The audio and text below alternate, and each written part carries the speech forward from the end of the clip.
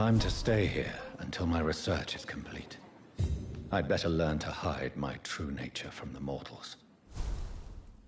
But what about my thirst for blood? Come on, I don't have all night. I'm so sorry. I know Dr. Swansea wanted you to rest, but we have somewhat of a crisis. A crisis, you say? Our supply of antiseptics is nearly depleted. I was hoping there was another box up here, but...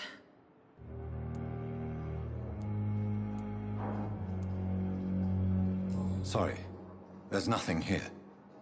Some of the patients won't last the night without them. Honestly, sir, I'm beside myself. I may have a solution.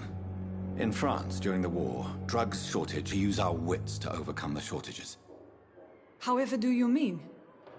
If combined correctly, certain household chemical products can be used in a pinch instead. Now, where's the hospital storeroom? The storeroom? Fat chance. This is the Pembroke, and space is luxury we don't have. Everything used to be stored in the old morgue. Perhaps I should look there first. Where is this morgue? It's the large building behind the hospital.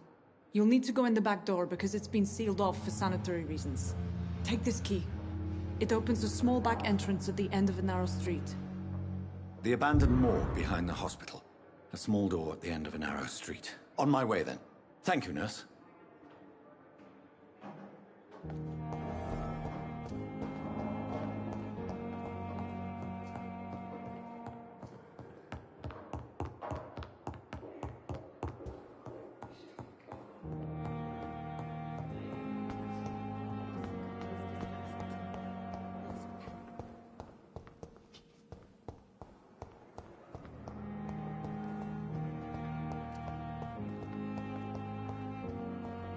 It's locked.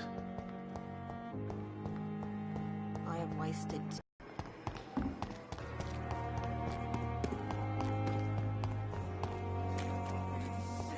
Get over here now!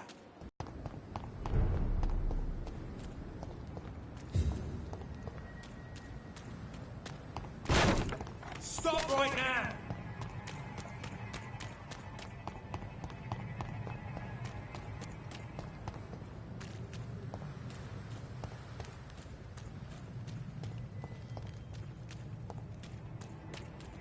Die, vermin!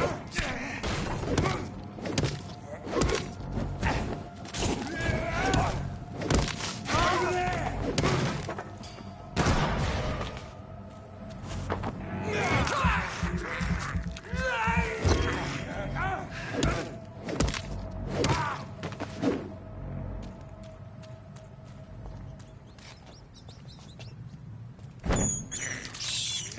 I can't believe I'm doing this.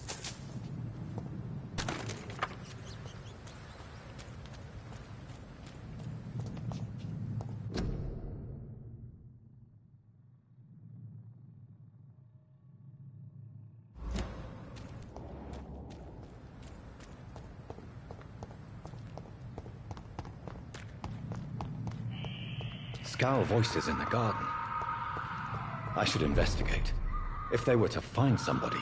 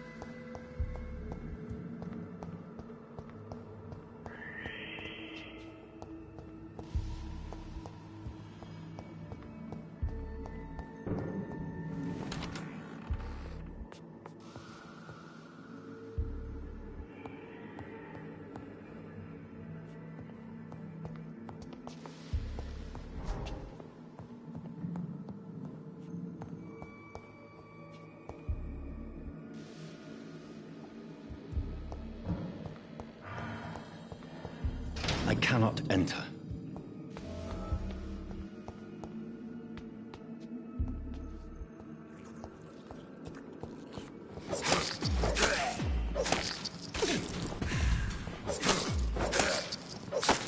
Behavior is similar to the infected William Bishop. Must be the same strain.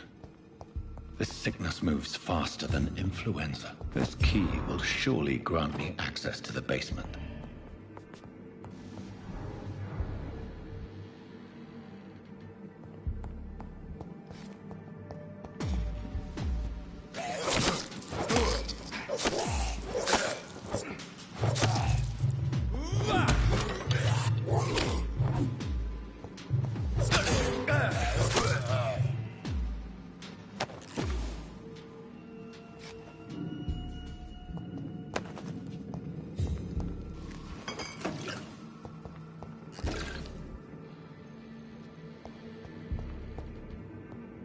Balls of Mars, fortifiers. As popular as they are ineffective. But they do contain iron tartrate, and that might prove itself useful.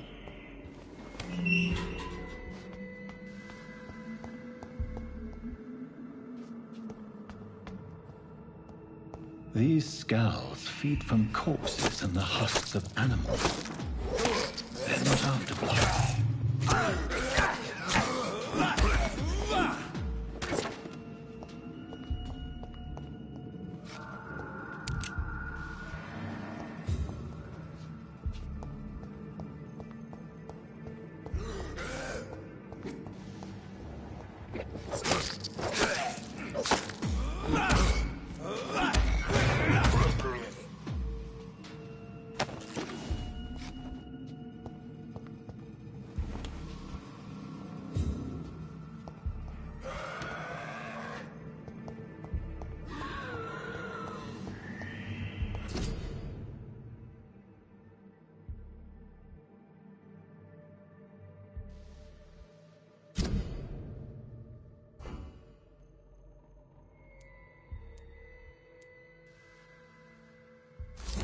Mr. Connor's injuries don't match the report.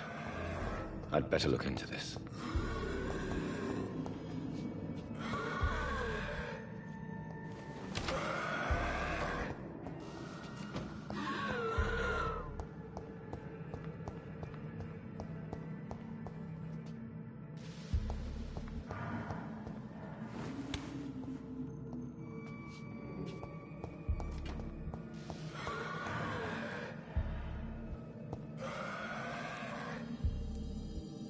Traces of a pinkish foam at the corner of the lips. Some sort of drug overdose, perhaps? Multiple abrasions and scarring on the arms and legs. Old and distinctive injuries of a sailor or a fisherman. The chest was originally opened to perform the operation. The sutures are clean, but the chest has been reopened. A puncture over the left lung, possibly a chest tube insertion. Not the cleanest work, but I think it was successful. Signs of internal bleeding. So, Dr. Tippett's anesthetics were incorrectly dosed, causing the patient's death. And then, he tried to operate on him again. Tippett has made an egregious error. It's time we talked.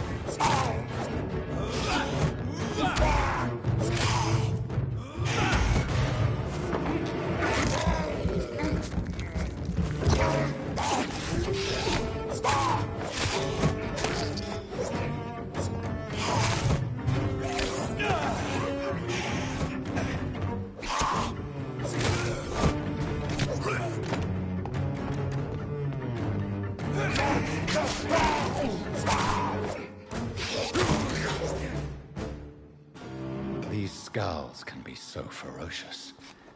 I'm not sure I can defeat them without becoming stronger. Oh, tempting.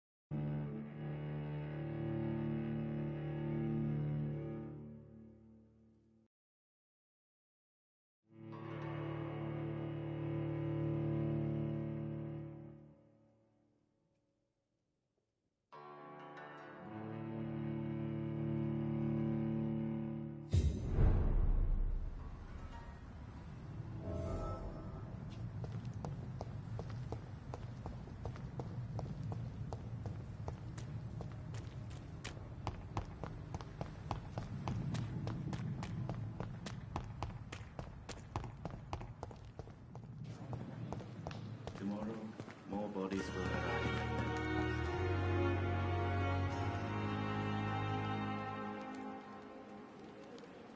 Good evening. I'm Dr. Reed. Always a pleasure to meet a colleague, sir.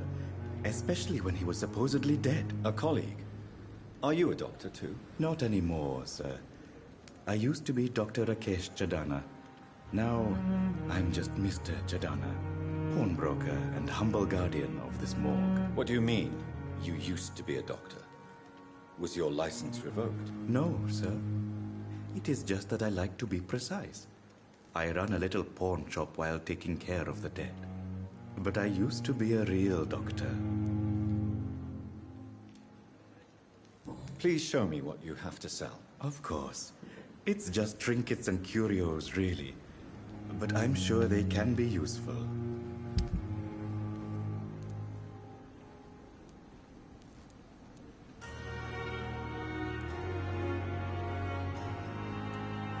Tomorrow, more bodies will arrive and then sadly depart.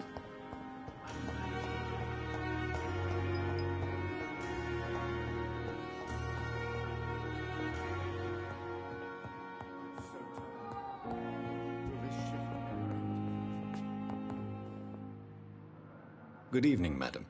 Can I help you? It's my son who needs you, sir. I'm Dr. Jonathan Reed. How can I help your son? I'm Beatrice Goswick, mother of Mortimer Goswick. Could you check on him, please, Dr. Reed? I've heard much of your talents as a physician.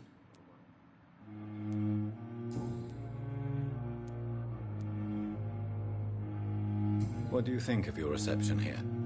Any complaints? I have had the uttermost reservations about this hospital since we arrived. But we had no other choice, considering the state of emergency. Is there something in particular that's bothering you? Some of the staff were not especially welcoming. I suspect they're not accustomed to dealing with patients of such social standing. What can you tell me about yourself, Mrs. Goswick? Not much to say. Just take care of my Mortimer and I'll cover all the expenses. That's all that matters. Are you really that rich? Most of the patients here are of a more humble origin, if I may say so. Yes, thanks to my husband. May he rest in peace. I can cover any needed medical expenses. May I ask if you have an occupation, Mrs. Goswick? I'm a teacher by profession. I teach young women who are more ambitious about their futures than their families.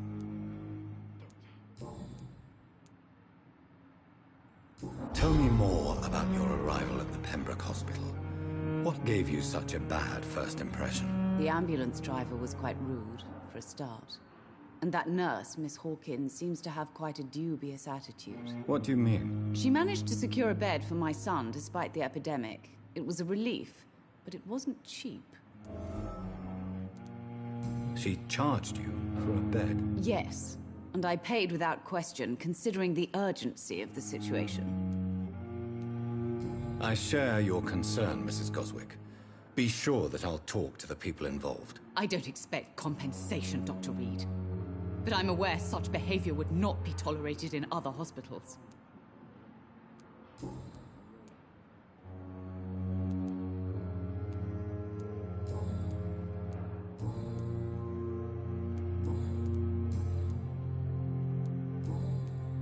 Goodbye, Mrs. Goswick. Good evening, sir. Good evening. I'm Dr. Reed. Can I help at all? No, Really? Why are you here, then? I don't want to talk. My throat hurts too much. I suppose that this pain is the reason you're here. Is someone taking care of you? Yes. And no. Could you at least tell me your name, sir? Mortimer. Mortimer Goswick.